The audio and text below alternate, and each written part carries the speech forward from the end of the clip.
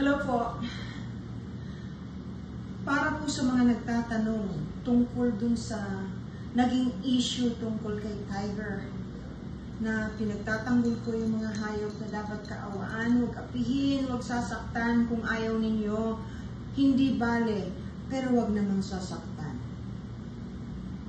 Marami pong nagtatanong sa akin sa comments kung bakit ipinagtatanggol ko yung mga hayop na katulad ng aso at saka ng pusa, pero bakit hindi ko pinagtatanggol ang baboy at bakit pwedeng kumain ng baboy o ng baka.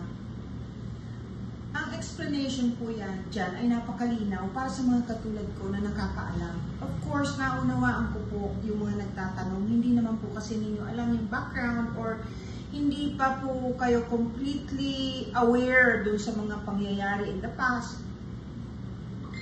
Okay, iisa-isahin ko po sa abot na aking makakaya kasi hindi lahat po ng nalalaman ko ay madaling ipaliwanag. Una sa lahat, ang mga baboy po ay ginawa para talaga kainin ng mga tao, katulad din po ng baka. Hindi po ginawa ang aso at ang pusa para kainin natin. Yung mga nakasulat po sa Biblia ay tama lahat, pero hindi po kumpleto. May mga bagay doon na hindi napabanggit o hindi na isama o maaaring natanggal. Hindi ko po alam ang kumpletong dahilan. Nung panahon po ng Anunnakis, nang ilinagay yung mga katulad natin, lalo na po yung mga workers, kailangan nilang bigyan ng supply ng pagkain. Ang number one pong naibigay sa atin o ginawa nila para kainin natin ay ang mga baboy. Ganon din po ang baka because cows are needed for the milk that they produce aside from the meat itself.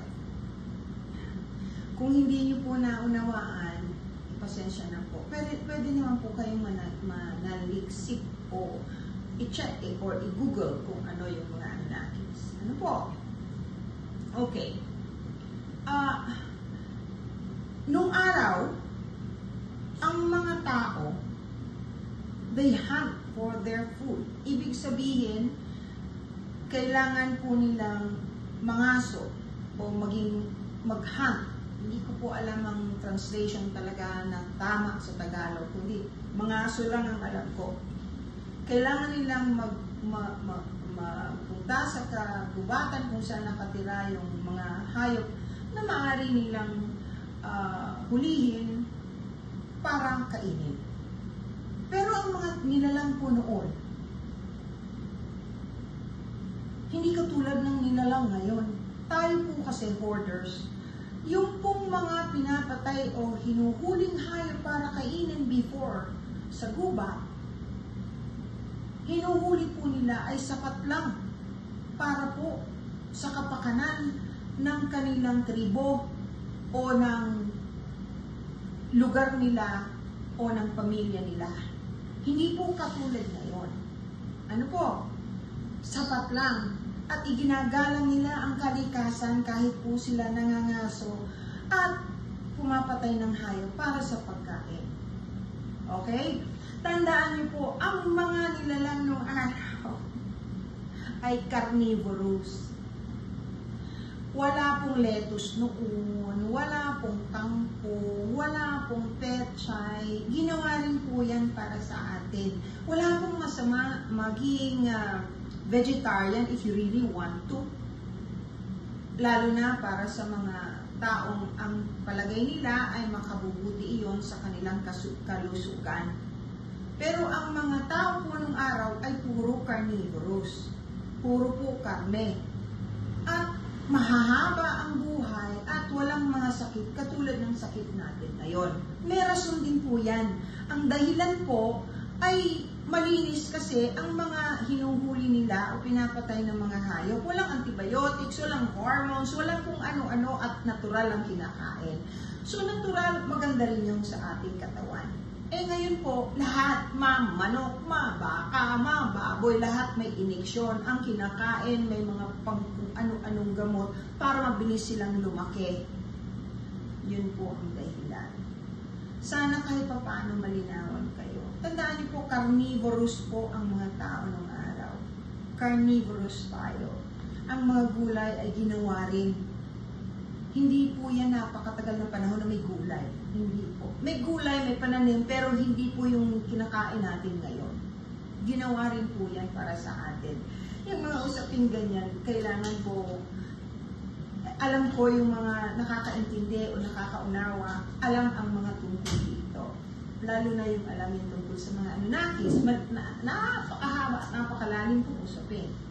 Kailangan po talagang saliksikin natin. Ano po kung gusto ninyong matuto. Marami po akong alam, marami po akong kaalaman na hindi ko lamang maaaring biglaang ipaalam din sa inyo kasi hindi ninyo maunawaan. Wala pong kinalaman sa relihiyon. Kahit po ng mamigay ng tinapay ang ating Panginoong Jesus, tinapay at isda, yun po ang binigay niya, hindi po gulay. Kaya, huwag po kayong mag-alala. Ang bawal po talagang kainin ay yung mga inaalagaang pets, katulad ng aso at saka ng pusa, at saka kahit anong pong hayop na gusto ninyo pong maging pet. Wala naman pong masama doon. Mayroon nga pong iba nag-aalaga na ngayon ng baboy, yung Japanese small pig na ang cute-cute. Wala naman pong masama doon kung gusto ninyong alagaan. Pero gusto ko lamang pong maunawaan ninyo ang dahilan kung bakit hindi dapat kinakain yung mga inaalagaang pets, katulad ng aso at saka ng pusa. Balikan ko yung pumatay kay Tiger, ano po. Gusto ko yang ilapit sa kinauukulan. Kasi masyadong lenient. Dapat parusahan ang mga katulad niyan. Masyadong yung rage niya at saka yung pagka-barbaric niya. Aba, ay masahol pa po sa hayop. Ang hayop po, lalabanan ka lang. Pag hindi na nila kaya, kunyari ginugulpi mo, lalaban at lalaban bandang huli. Pero pag inamo mo, pakainin mo, amo ka pa rin. Ang mga hayop, hindi papatay kung hindi kinakailangan. Napakasama po ng kabayaran. Napakalaki ng kabayaran nung pumatay kay Tiger. At inihiling ko rin at pinagdadasal ko na sana talagang maramdaman na niya habang buhay pa siya. Isipin ninyo ngayon kung anong inabot niyang hatred sa mga tao. Ganon siya nga po pala, magla-live po ako mamaya. Yung gustong magtanong tungkol sa topic na ito, or any topic actually that you want to talk about, you can message me or interact with me later on. Pwede po kayong sumali. Mamaya po mga 9:30. I'll see you then. Salamat po. God bless you all.